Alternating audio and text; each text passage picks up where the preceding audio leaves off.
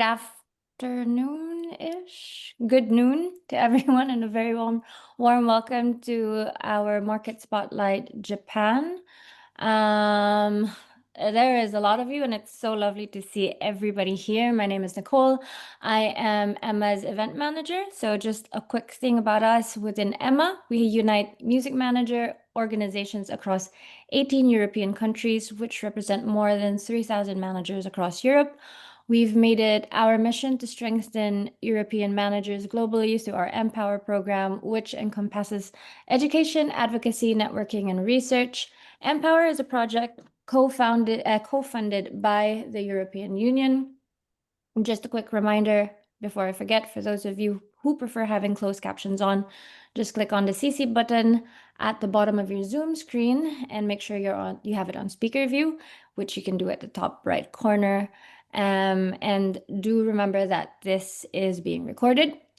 Anyway, in case you want to know more about us and if you want to stay up to date with our upcoming events, make sure to visit our website, follow us on social media, and join our WhatsApp group. I'll be sending those links over once I stop talking and introduce everybody. Within the chat, there's also a general manager's contact list where you can leave your contact details and find the details of everybody else. And lastly, once you log off Zoom at the end of the session, super quick brief survey will pop up. Please take the time to fill it out, as your feedback helps us massively improve all our other events. Okay, so just a reminder, one last reminder, I promise. There will be some time for questions later on, so write them in the chat if you want to, so you don't forget it. If there are questions that resonate with you, click a thumbs up or a heart emoji with it. Today, our event will be moderated by Jess, but before we get into that, I'd like to introduce you to Taka, who will do a quick market overview of Japan. Great. Thank you. Okay, so let me share the screen. It's working? Yep, working. Great. Thank you. So I'm gonna show a little bit the scratching the surface of the Japanese music market and industry dynamics for you guys. And yeah, just a little bit of introduction myself. So I'm a founder, managing director of the organization called the Music Tech Japan, which is really similar to the Music Tech Hub in European countries. And then also that we have a really great network with them. But also that I'm wearing many hats. For example, like I'm an advisor for FMPJ, is like a Music Managers Association in Japan.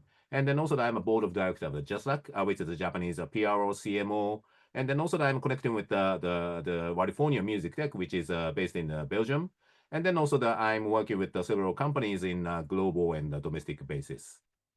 So the Music Japan has already a global network. Like we have a partnership with the BPI Innovation and Music Tech Germany and the Barcelona Music Tech Hub and also the other creative initiative China. So we are the liaise with like you guys. So we are liaison for like a music tech side in the global to make innovation in the music industry.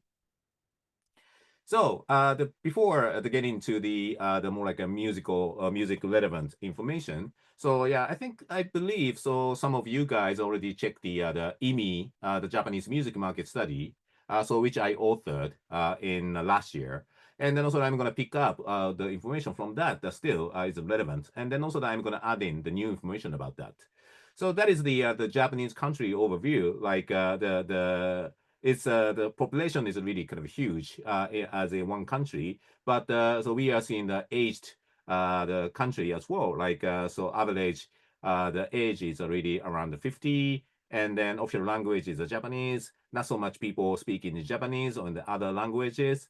So right now, so more tourists come to Japan, and then so the like a retail, the cafe, the people that now speak a little bit Japanese, a little bit sorry English.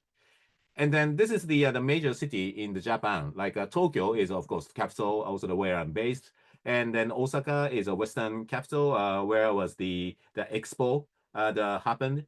And then also Kyoto is an old city, and then Nagoya is the third largest city in Tokyo. And mostly, so we have 5 major city like Tokyo, Nagoya, Osaka, Fukuoka. Sendai is really the big, also the international artist touring before COVID. But right now, so a little bit more like Tokyo, only Tokyo, Osaka.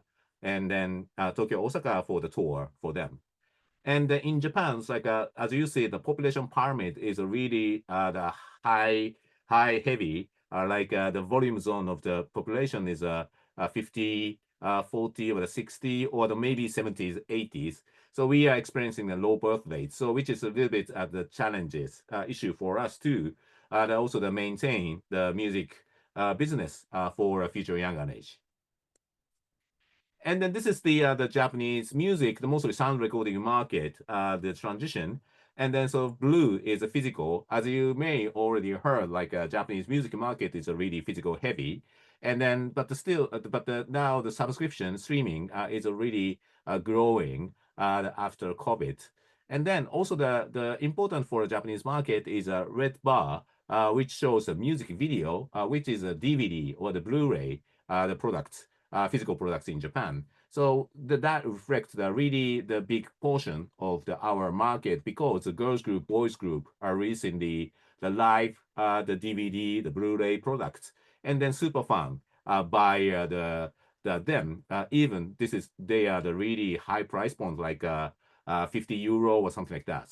So this is really also the essential of the sound recording business in here. And then this is a breakdown of the physical and the digital, and the physical products on the top of the right hand, and the physical products is dominant in 62.5%, and the digital music still the less than 40%. But this doesn't show the exact the user base numbers. So there is no public figure, because this is I'm saying that this is the Japan pricing gap, because in the Western world, like you guys, so I think the CD price point and the monthly streaming price point is almost same, or the maybe CD is a little bit the expensive than the physical, streaming price point. And then but the Japanese CD is still enjoying the high price point by value adding to the CD as a merch, like the different cover art and the different bonus track. And then also we added like the meet and greet ticket, and the early access to the tour ticket, something like that. So this is I say is a really innovative way to sell the CD. And this is comparison with Taylor Swift's album of the CD price point and also the streaming price point. So as you see, the CD price point is 3.1 times bigger than the streaming. So this is a really typical number of the physical products. Then, so that shows if the CD price point is kind of the same level of the Western world, I think that shape is like more like maybe digital music will be half, or maybe a little bit more than that. So, which means also the digital streaming is already there in the Japanese market. And then, so maybe some of you might want to understand what kind of the styles of the music in Japan is really active. Like, so you can scan the QR code to access the playlist by Spotify called Gacha Pop. The Gacha Pop is a really capsule toy. Gacha is a capsule toy. And then, so Japanese music as often as described, the more like really the melodies are really moving, and the various rhythms pattern or something like that. So this is really busy, but also the rich, the popular music style. And then so maybe the biggest in the mainstreams, the biggest genre or the styles is a boys group, girls group, like a J-pop, K-pop, or mixed. But also we see the lots of the pop rock band with the high technique. Or the maybe gacha pop, or the hip hop is also the popular in Japan, like a Japanese rapper. And then also, of course, anime song is really relevant. So as you maybe so I already dropped in the link in the chat, so you can access this presentation later. But recording company labels, Sony Music Japan, the UMG Active, and the Japanese biggest indie Avex, and the Chunko Japan is really sharing the high market share in Japan. Is bigger than the Warner in Japan, because the rapper or the digital native artist using the Chunko Japan. So this is really makes a much more relevant the market share in the Japanese market. And the distributors is also really active, like a Chunko, and also the D Orchard is really active. And the Fuga, they established a joint venture with the Japanese media company, and the Believe, Virgin, ADA, and then also the domestic major, the Avex is also running the big up.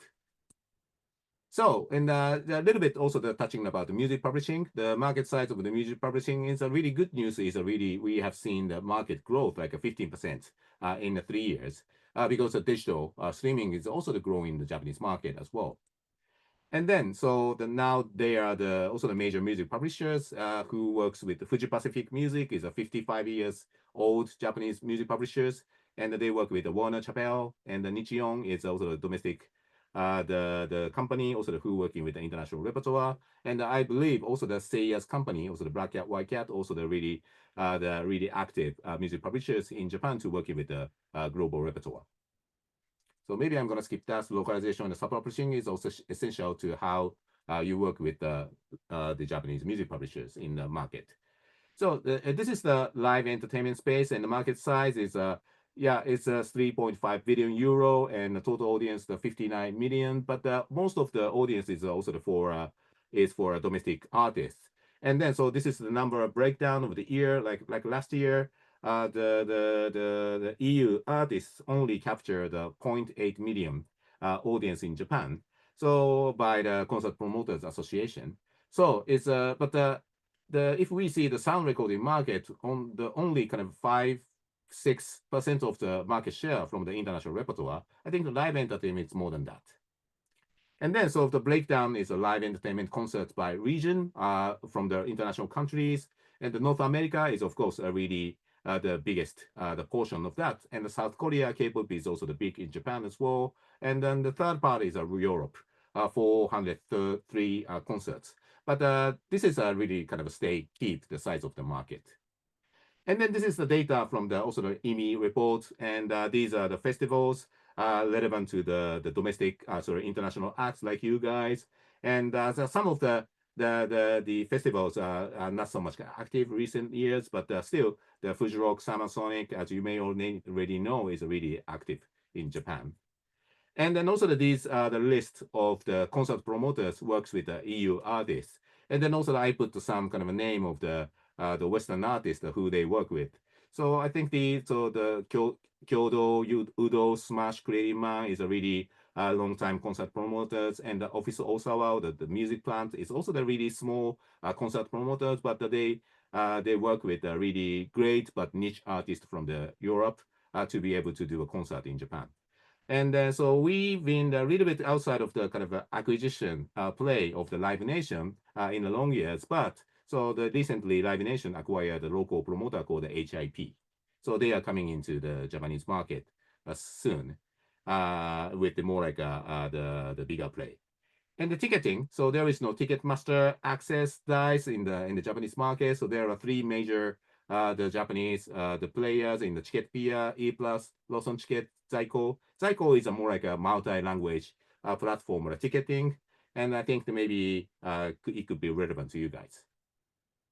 So currently, so I think so I would like to show this what you can leverage is the momentum for the Japanese music export to global, and then government strategy, also the launch, and also that they have a really great support. So that leads to also the establishment of the organization called Sapa. Sapa is an organization for a music export by joining forces of the 5 major music associations in Japan. So, and also I'm working for them as a part of the global relations and the music export division. And then so it is not something, it's just you can come into Japan, but also if you collaborate with Japanese artists to go in Europe or the rest of the world, I think that would be the really great touch point you guys too, to work with the Japanese artists or the labels management and they grow together. So that also leads to the Music Award Japan is inaugural, the kind of a Japanese Grammy or the Asian Grammy, and in this May, so that was really successful. So, and maybe you can check later for what kind of the song for the nominated from the international repertoire for some of the awards. So that also shows really the kind of a sense of what kind of the genre or what kind of a taste, what kind of the song is really popular in Japan. So maybe I would like to the leverage this opportunity to the scouting the voting member for the Music Award Japan. So if you would like to be relevant to the Japanese market, so you could be a scout voting member for the Music Award Japan. So maybe you can scan the QR code later, and then so let's talk. So that's it. Thank you.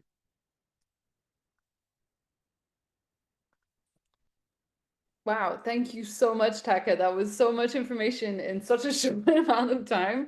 We really appreciate it. I just want to, before we continue, I just want to point out I'm sure that many of you saw it in the chat, but we did share the EMI guide that Taka wrote and referred to a number of times because it's super, super useful, it's still completely relevant, and it gives you more time to examine it. And Taka, if you would like to share, yeah, the presentation. Perfect. Thank you so much. So efficient and on it. I love it. So I'm going to get all of our panelists to introduce themselves now, and I'm going to start with April, if that's okay. Just tell us a little bit more about what you do, and yeah, give us some insight. Sure. Okay. Intro, like try to do it in less than 2 minutes. Okay. Well, for me, I started working in music right out of high school, where I became a radio DJ for my university station and started by programming my own shift and doing radio production. Then I switched to a commercial music major with a focus on sound engineering. So I started out doing recording in studios and live sound. However, then I did a short-term placement with EMI, which is now Universal. And that's when I started doing radio and artist promotion. And I realized I liked working directly with the artists on like career mapping and planning. So I shifted to that side of the industry. When I still lived in the US, I often worked organizing indie music and art festivals, as well as music award shows and other music events like that. I don't really like event organizing so much, but I like it if it's a special project. So I began mentoring artists on their career growth. And after I moved to Japan, it was just kind of natural to step into music here as well. I was already familiar with several Japanese artists through local tours in the US and also South by Southwest connections. So within about 2 weeks of moving here, I was already at a live house. So I tend to go to daily live houses between 4 and 12 times a month, depending upon what's going on or what bands I want to see or what bands invite me to come see them. And over the past 12 years here in Japan, I've coordinated and managed over 130 tours here for overseas artists. And I've also taken 15 different Japanese artists overseas for tours. My main work is with indie bands or small label artists. And when I work with them, I try to build a team with, do they need a label or not? What kind of publishing partner or not? Other artists to do collaborations with, or various other types of activities. Now and then I will collaborate with a major label if they contact me to do a one-off project for a major label artist or a project they're doing overseas. And as well as that, I also do English lyric writing for some labels and some artists here as well. Maybe not writing, but I would say trying to fix the English lyrics so that they're somewhat understandable. And I think that about covers what I do. Thank you. A wide range of things, so thank you. Saya, can I get you to introduce yourself next, please? Sure. Hi guys, I'm Saya. I run a company called Black Cat White Cat Music. I think I'm the odd one here because I consider myself to be or myself and my business to be a part of advertising and film industries, and we do the music part of those industries, and we actually work with music industry people like Koki and April and Taka. So mainly we produce international sounding music for Japanese adverts. So naturally we work with a lot of European, American, Australian, and non-Japanese composers and producers in general. We occasionally have gigs of exporting Japanese music on European and American ads. But we opened an office in Estonia. We're opening office in the US, and we're starting to be more of a global sort of advertising music agency. So apart from custom music, we do music supervision. And in Japan, music supervision is mostly focused on domestic music. But we do occasionally have the opportunity to sync music from outside of the country. And I don't know if I can say this in front of Taka, who's the director of Jazz Rack, but we try to find ways to waive royalties because that's a huge cost to Japanese advertisers, and if we can't waive that royalty collection, then a lot of times the clients or production companies won't license music. So that's a part of the Japanese advertising industry that a lot of European and American music industry people are sort of shocked by. But we do have these types of opportunities. And what else? I mean, that's basically what I do for work. So if you guys are interested in working, exporting your artists to Japan via advertising and film, um, we can chat about that. We're always looking for new talent and new sounds. So Perfect. Thank you so much. And Koki, can you give us a quick intro for yourself as well, please? Yes. Hello, everyone. My name is Koki Takahashi. I start my career in music business in the music venue located in Tokyo named Moon Romantic, which has a very beautiful moon on the backstage, which has about 200 capacity, and it's a kind of near from Shibuya. And I've been working there for 15 years as a manager, shop manager, and also booking manager as well. And during my time in there, I invited about 50, over 50 international artists, and I booked their tour, including Asia-wide. And also, I supported some Japanese artists to book them in overseas too. And so yeah, in this kind of a 200 capacity venue, we had I book event about 120 times a year, so which is running every night. We had like 4 members, and running every night, like 40 events a month. And so yeah, that means I have so many relationship with Japanese kind of small artists. And I quitted my company end of the last year, and I start my new career from this in the beginning of this year. And this year I started as a booking agent right now, and supporting many Japanese artists to book them in overseas. And this year I launched Q. This is kind of the showcase and the conference festival in Tokyo. We invited like 12 delegates from all around the world this summer, and like pitching Japanese artists, about 16. And we are planning to have our plans next year too. So we are actually currently have application form for international artists. So if you guys are interested in to please introduce your artist. If I add one more things, I'm supporting many visa applications too for international artists. Maybe I'm supporting more than 100 artists to applying visas. Well, that's it. Thank you very much. That's it. Just a venue, a conference, and visas. I mean, sure. So much. Thank you so much, Koki. And if you want to share the application form for the conference as well for international artists and chat, we would really appreciate it. I know that everyone would be very, very keen to find out more. It's a great way to get into markets. We talk about this a lot at Emma. So yeah, fantastic.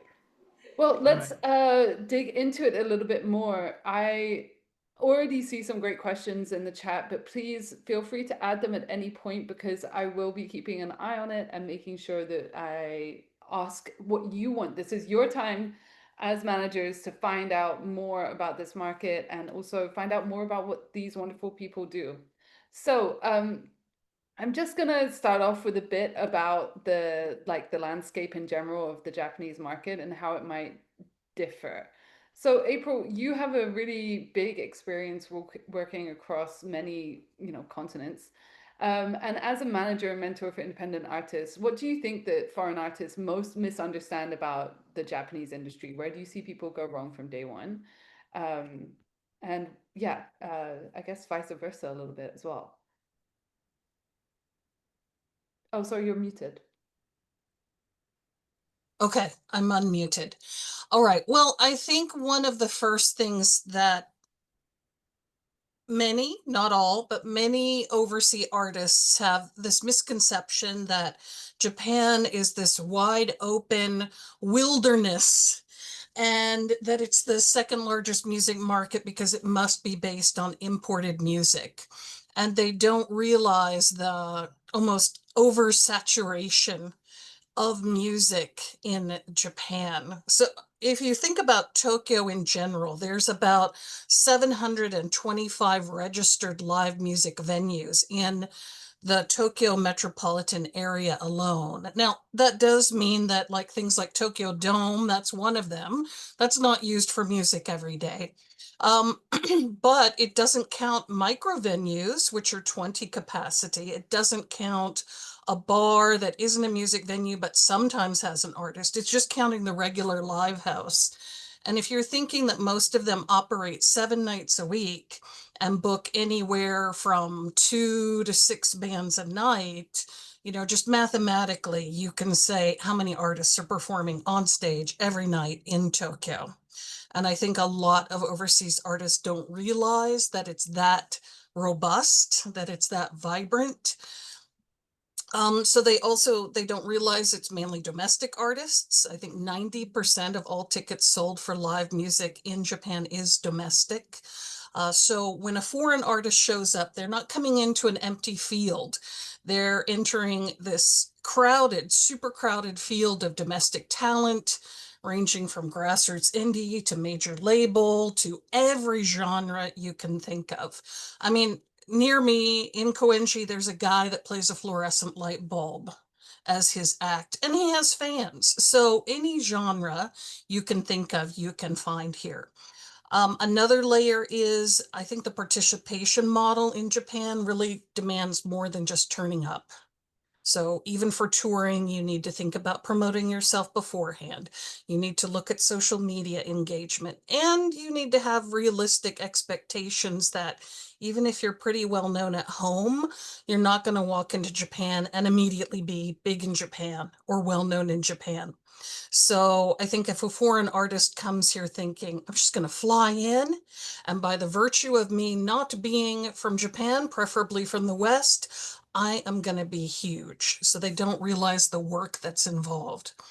For Japanese artists, I think most of the ones that are indie that go overseas, they have an idea of what's going on.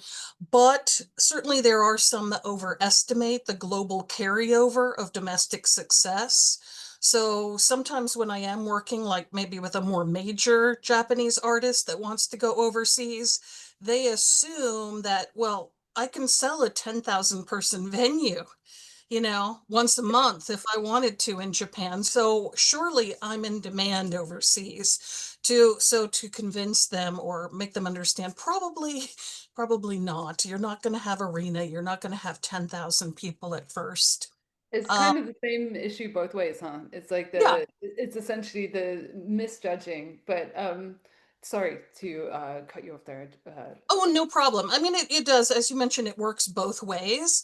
And I think certainly both ways. The other thing is that a Japanese artist might think they do 2 shows overseas. Great, I've gone global. And of course, an overseas artist does a couple shows in Japan. Yay, I'm big in Japan. There's a bit more to it than just doing 1 or 2 shows. They really have to You look have to into invest that. in the market. This is Indeed. something that we hear from most markets, that you have to be coming back in a position where you can do that. Taka and Koki, I wanted to talk a little bit more about like why now is a good time for a collaboration. Do you think that the market is quite open? Do you think it's a good opportunity? And obviously, Koki, with what you're doing with the conference, Well, yeah, I think now the mindset is changing very much. Like Taka said, Sapa is trying to open Japanese market very much. it's happening this 3 years, I think, after COVID. Because on 2023, we had so many demands from overseas, but actually, at the same time, there is many like international tours happening in Japan, but at the same time, I think it's kind of the oversupply. The demand is not really following. I mean, audience is not following very much. But as for I think the industrial mindset, we are getting changing, I think, a little by little. And I'm supporting them to change. Yeah, from my point of view, so streaming is also the providing us a really great data for our Japanese music, also the really relevant which city, the where in the country. So that shows really the actual data to the we can be relevant in the what territory or country to the city. I think that is a more like make much more sense too. What is the artist that we can collaborate to make a synergy in kind of the audience exchange. So that is also the really great the new things for us to the looking into the more collaboration. Nice. And Saya, I mean, from your point of view, what are the cultural differences and the ways that people are working in differently, and what can international artists trying to collaborate, trying to work in Japan really keep in mind? Like, I mean, we're all aware to some extent that there are cultural differences, and are there some things that we really should be aware of when embarking on those collaborations? Well, so I think creatively speaking, I don't see a lot of differences, to be quite honest. I think, I mean, certain level of professionalism is expected. Punctuality is expected, and these things are universal. They don't change at a higher level creative sort of process. But what I mentioned earlier about the business model differences between Japan and Europe confuses people sometimes. For example, I recently had an ad where I had a English singer sing on a track that we made in Estonia. And before I had any sort of conversation with the artist in terms of her compensation, her publisher reached out to the sub-publisher in Japan. The sub-publisher reached out to me, demanding that I get the usage of her vocals approved and things like that. And then the Japanese sub-publisher was clearly confused because they had thought that because the publisher was involved, I was requesting an approval of an existing piece of music. But this was a custom piece that we had created from scratch. And in most typically, we don't register these songs to a publisher or a PRO. It's just there's a one-time sync fee. And so having that conversation with the publisher that was based in the UK was really confusing for them. I had to kind of explain like how it all works. And also for syncing music, when we sync music on advertising, as I mentioned, for the first in Japan we have this system called the tie-up system, where when a song is released, for the first year of its release, the publishing fees can be waived, and there's zero royalty collection. So when I tell that to European music rights holders, they're usually a little bit shocked by that. Yeah. And I'm not sure when this system was put in place, but it's just how Japan works. And in some cases, when the client really wants to use an older catalog that's more than a year old, then they'll pay the royalties. So when European catalog owners pitch music to me, I have to explain this whole system and find a way to license directly so that we can get around the collection societies in both countries, which is not my end goal. My end goal is not to use music as cheap as possible. But what I tell these musicians is like, well, you can have $5,000 and zero royalties or nothing, right? So then people usually seem to prefer the upfront cash for sync. So that's the one major difference that I've had to explain to people over and over. Okay. Yeah, it's so useful to get that insight. And just before I'm going to start asking some of the questions because there's a lot of questions coming in. I want to Yeah. make sure that we get to them all. But first, before I do that, I wanted to touch on the live industry, and because this is the way that so many people export, so many people experience a new country. So, yeah, Koki, April, I would love to talk to you a little bit about the main differences you see, and also how you feel it's best to get started, maybe with booking shows in Japan and your first trip over there. Well, okay, I answer first. Well, the main difference is maybe we actually don't have a booking agent here. So I think it's a really big difference between Europe and here. So there are only venue and the organizer and the artist, and company around the artist, basically. So organizer can do promoter sometimes, but most of them are focusing on domestic artists. So it's always hard to find a supporter for the international artist. Yeah, so I think April is really, yeah, I think the right person to contact to the first time, I think. Or maybe, yeah, when I was in the venue, I could support many artists like the new artists, new faces to Japan. And well, one more thing is I think the barrier is the visa. I think it's really complicating. So like because of the many organizer promoter in Japan not really know about the visa. Sometimes it's kind of the hard to take visa, and many organizer doesn't know the artists need to visa to perform in Japan, and it also takes at least 2 months to get. So it's Okay, so always you have hard. to be Yeah. prepared. Mm-hmm. Yeah, we April, think it'd be great to get some Oh, thoughts from sure. Well, I made a video that's almost an hour long with a friend of mine. So it's partly Japan, partly Hong Kong, which is on my YouTube channel. So you could watch that about Live House and the music landscape here. But to condense that, I guess I would say for those who are wondering what's going on, where are the people playing? And that would be that it revolves around live houses, not bars. So when I go to the US or Canada or whatever to see an indie band, I'm going to a bar that has a stage. And even if there's no music that night, they're having a trivia night or a sports night, they're open.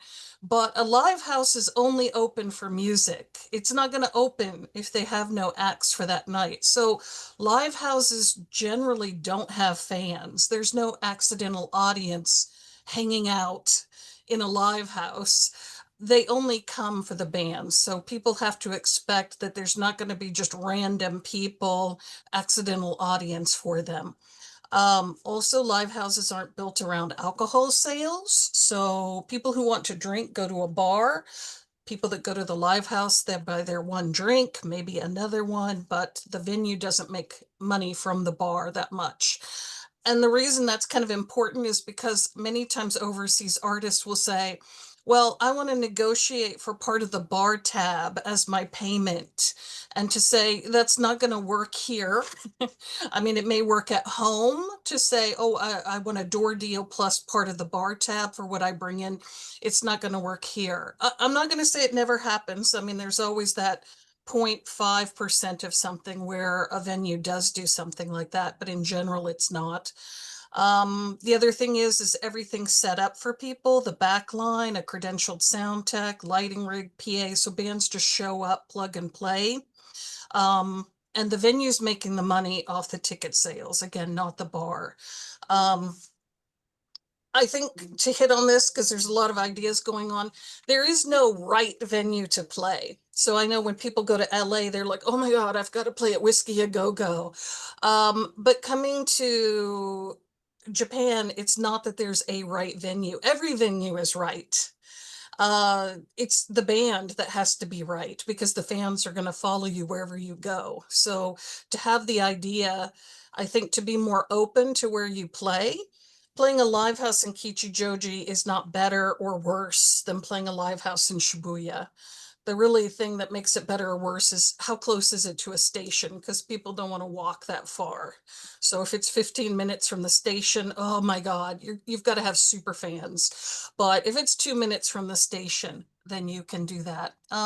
Maybe a quick note at the end is in the live house, all the bands play the same live houses, whether you're high school students, university students, regular band, senior citizen band, unknown band, semi-known band, you play in the same venues, not the same nights, but at the same venues. And there's even artists that can fill 5,000, 10,000, or even arenas that will go back to their early days of, I'm going to do a live house tour. Like Lunacy did a live house tour a couple of years ago. Often bands will do that. The Bowdies are doing a live house tour now. So realize that just because the venue is small, say 200 capacity, doesn't mean that it's not the right place for you. And then as far as growing out of it, I would say it's not growing out of the venue, it's growing out of how many bands are programmed. So a usual night, let's say, is 5 bands. You start having a bigger audience, you and 2 other bands say, let's just do the 3 of us and see if we can fill it. And then you get more fans and you're like, how about me and my best friend's band do it? Let's see if the 2 of us can fill it. And then, okay, I can fill this venue on my own. So it's not so much movement, but it's just, I guess, removing the other bands from the stage and you get it all to yourself is maybe the key growth for within the indie scene. And I think that would be it for now, unless we go on for an hour, but yeah, it's not necessary. If you can drop the link to the video, I think it'd be really interesting to know Sure. a bit more. As I say, many people are looking to export via live. And so I'm gonna just start asking some of the questions now. And it's a free-for-all, so please answer or raise your hand if you have something to say regarding it. This is an extremely relevant question. Regarding social media, what are the best platforms to work on to promote music in Japan? And should ads and posts be translated into Japanese? Does that help? Or, does the automatic one do it? Sure, we'll go I'd first. say Instagram and YouTube, because YouTube is still actually the #1 music discovery here. So Instagram, and then get them following you there and to check out your YouTube. And I always suggest to bands that their blurb be, if not all Japanese, at least like the first couple of sentences of their social media blurb could be in Japanese, and spend the money to target it. Target into Tokyo, target it into Fukuoka, wherever you're going. Don't just have it randomly going everywhere. The reason the Japanese is important is because not everybody has translation set. And I think most of us, when we're scrolling, we see a language, and if it's not our primary language, we might think, well, that's not aimed at me.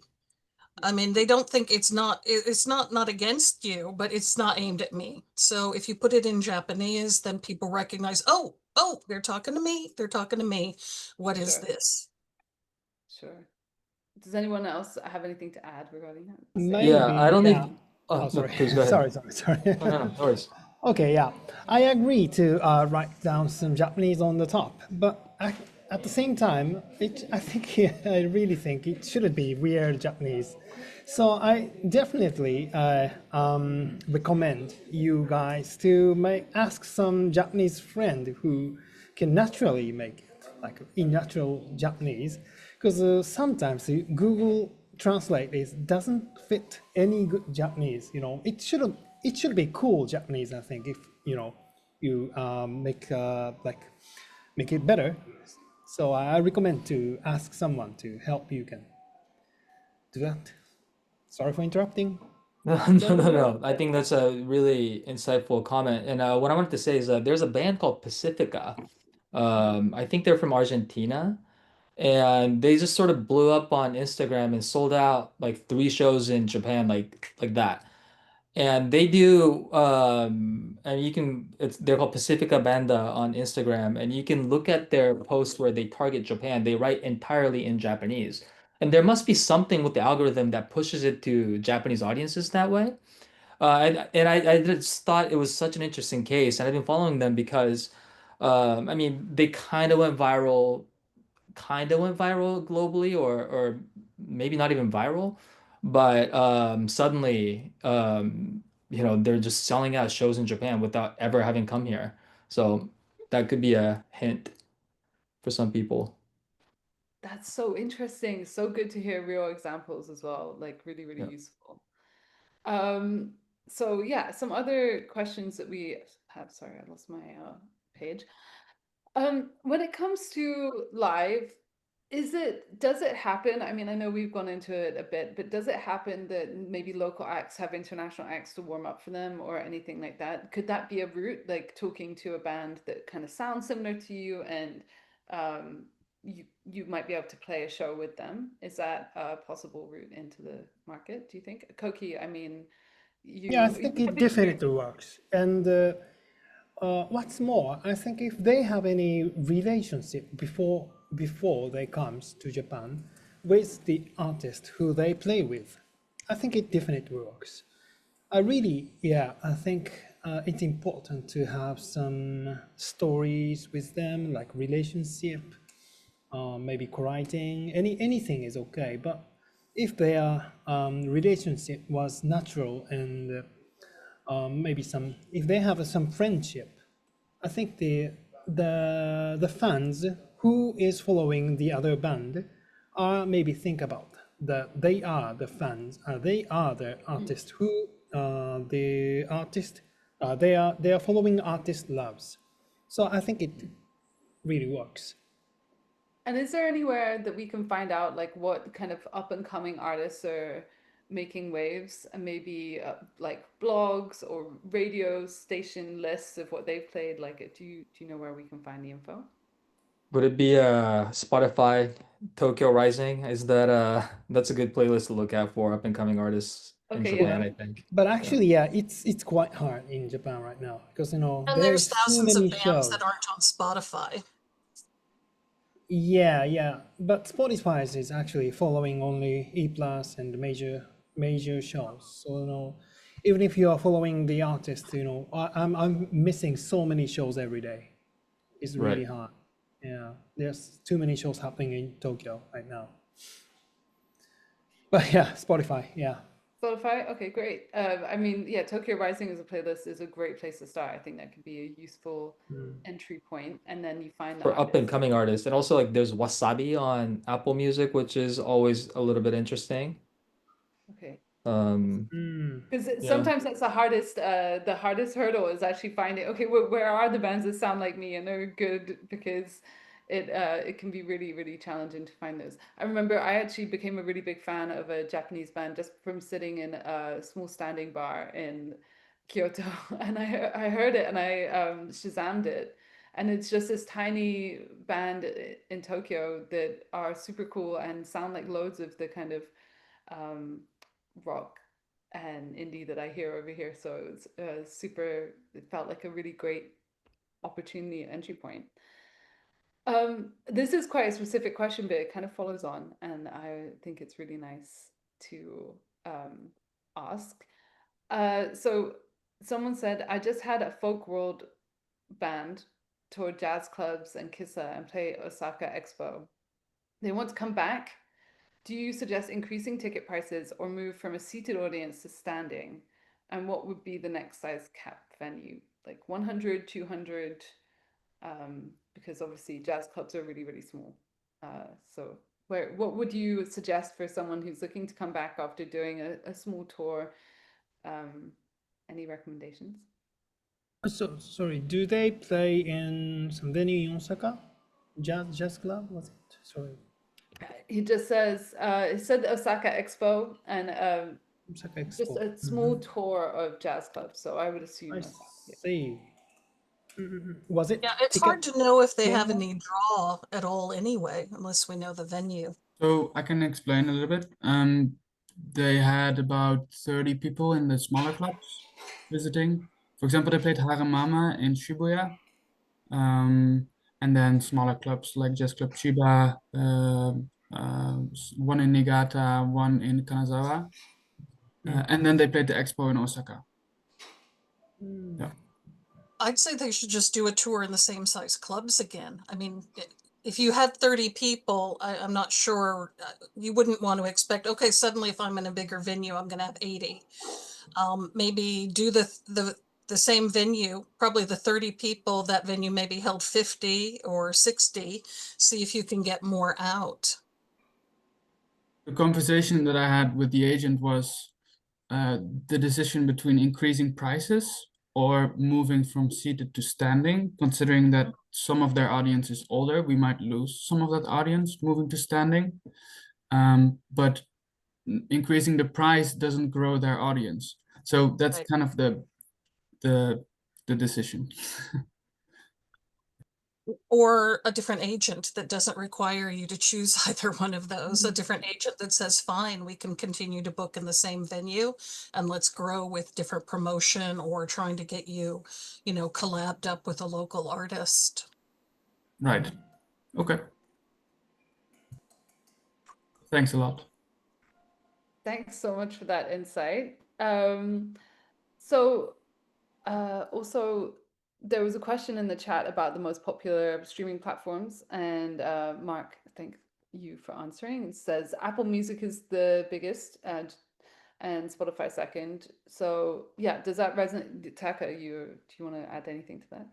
Yeah, definitely. So I think the largest is Apple, and the second one is maybe still Line, but also the Amazon is catching up, and the YouTube is quite big as well, and with the including premium or the YouTube Music, and then also Spotify is growing, and but so for the more like the better access for the younger age is Spotify is a really great platform. Also, that this is really easy to work with from your end.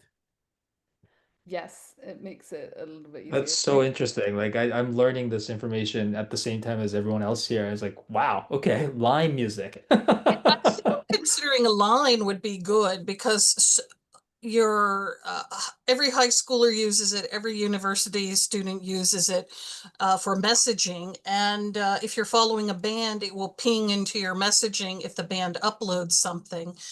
They also have tools like where you can see what was the last song your friend online listened to, online music, and they do have a situation like if you can also see if your friend is listening to music at that time and what they're listening to. You can actually join, obviously not on the same line, but you can, boom, enter the song where your friend is at that time Listen to it and together. listen to it along with them, even though you're not talking to your friend. Downside is Line doesn't have playlisting yet. I don't think that they do, but they do also have Line Live. So bands can not only have their music on there, but they can go live easily. And again, it'll ping anybody that's following them online to pop over to their live. Yeah, and then also the maybe if I add the like application app like Station Head is also that allows users to the listening the live and simultaneously together with the fan base. And the Japanese the artists also started to using the Station Head from the few years ago. And then so some of the Japanese audience is already gonna get used to do the Station Head. So I think the Station Head is could be the really good starting point for the new releases or the maybe pre-promotion for the live tour in Japan. That's super interesting. Thank you. I've shared the link to Station Head as well, so everyone can check it out.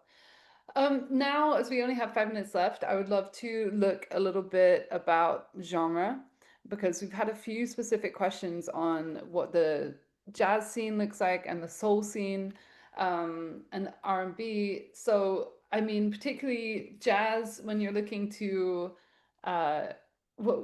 get into Japan as a jazz artist, what are your advice, or what would you say? What does the scene look like? Well, it depends on the traditional authentic jazz or new jazz stuff, or it kind of depends. In Japan, we still have so many jazz jazz, jazz cafe, like jazz bars. And around the jazz bars, it's actually located. We have jazz bars in each region in Japan, all over Japan, and each jazz cafe has a kind of the old audience, old fans around there.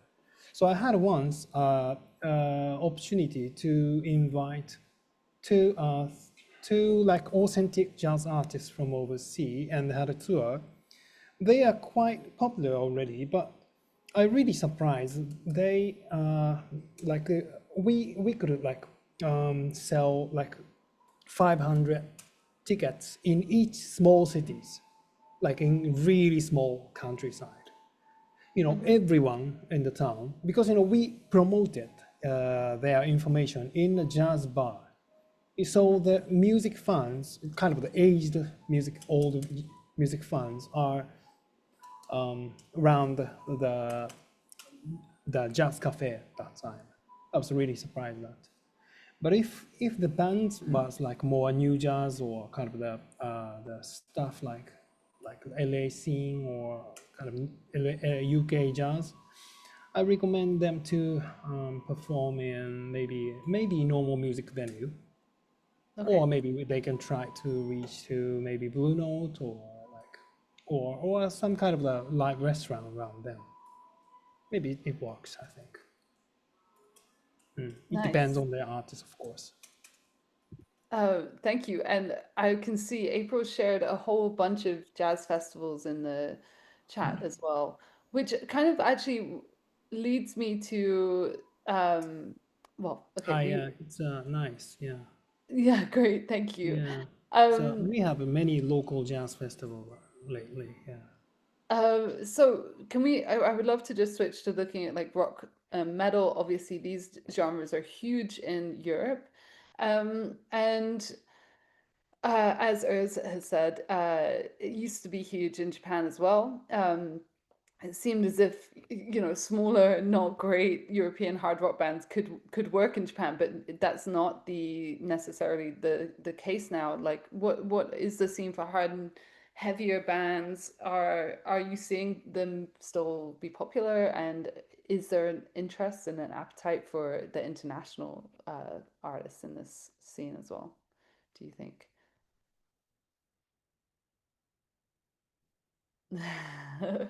I'm not sure I'm qualified to speak on this because, again, I'm not necessarily in the music industry, but as a fan of music, I feel like there's a lot of sort of emo type of bands Uh-huh. in Japan, right?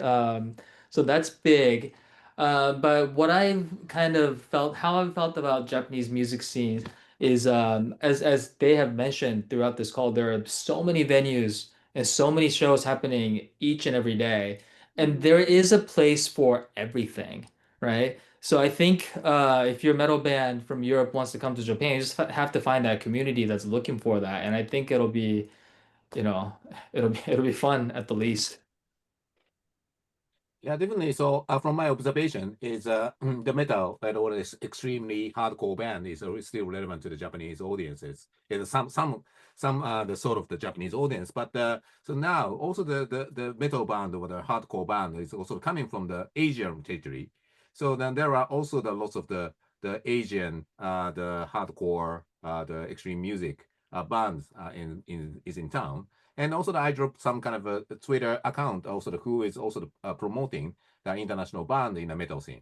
And some of the Hayato Imanishi is promoting the Lacuna Coil Japanese tour. So I think that maybe he could be the really the great person to contact. Great. I mean, if you have a link or Yeah, anything. so I dropped in the chat Oh, for the Twitter, his Twitter account. you're so organized, Taka. I love it. So just one last question because we only have 1 minute left. April, what are your top tips that you would give to any bands who might have the opportunity to showcase at Music Bridge Tokyo? So maybe they're coming over for it already. What would you say? Hey, make sure you do this. You're muted, sorry.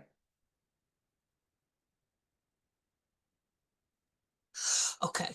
Well, one thing that we did is we told the bands, or it's on the sheet when they signed up, like have a reason for wanting to come to Japan, not just because it's the second largest market, but have some other reason. Why do you want to play in Japan? Because the festival that we've made is in live houses. It's not in a special place or a big live house, because the goal is for the band to set foot and see, do I want to pursue this market? Do I want to play here more? So if the band is chosen to play, then I would suggest, promote it just like you would a local show, which hopefully means regularly, consistently, and vigorously, with excitement. Unfortunately, sometimes with international showcases, and this is not just my event, but many people's events, they'll post like one post, yay, I've been chosen to go to such and such festival. Yeah. And then you never see them post again about it. 3 months go by, the festival goes by, maybe they show one picture of them in the airport, we're here, and then nothing else. I mean, make it so that people are getting into it. Do the Japanese promotion. Try to gear it so that people in Japan might come out and see you. Show pictures from the festival, and assuming that you want to come back for a tour or you have some interest, be consistent afterwards. Like, this was our experience in Japan. We met this band, we met that band. Start connecting with the other bands beforehand. Start engaging with the other bands at the festival and the venues themselves, because they're big supporters, to try to make some, I don't want to say alliance because it's not a war, but like a I know, but I think collaboration. what you mean by alliance, like that's Yeah, a collaboration beforehand. So from Music Bridge Tokyo, we had an artist that hooked up with a Filipino producer, boom. A Japanese artist with a Spanish artist made a collaborative song, great. One of the Korean artists and a Japanese artist made one, and then also a Japanese artist with a Canadian artist made a collaboration. So we had a lot of good collaboration and kind of meeting of the minds that happened. So be open to, don't think of it as like Bumble. Maybe that is Bumble for musicians. Think of it as, hey, I'm going to make some new friends and start, like everybody's post from the festival, comment, can't wait to meet you in person, or love the new song. Make it very energetic. Because not only is that better for the other artists, but anybody that's following the festival, you're going to be more interested to go to an event that the people that are performing seem to want to go to than if it's just a post. Here's the lineup, and then there's not a single comment. It's like, what's going on here? Yeah, you want to see some. Really put the effort in, and like show your excitement. I think it's a great advice regardless, but I think especially for markets like this that are saturated and things like this, it can help you stand out for sure. Okay, this is all we have time for. Thank you so much to our panelists for your insight. I appreciate all of you extraordinarily, and to all the managers watching and those of you who have participated, please do follow up, find out more about these organizations, these artists, and reach out and say that you were part of the Spotlight. It makes a big difference. So thank you so much.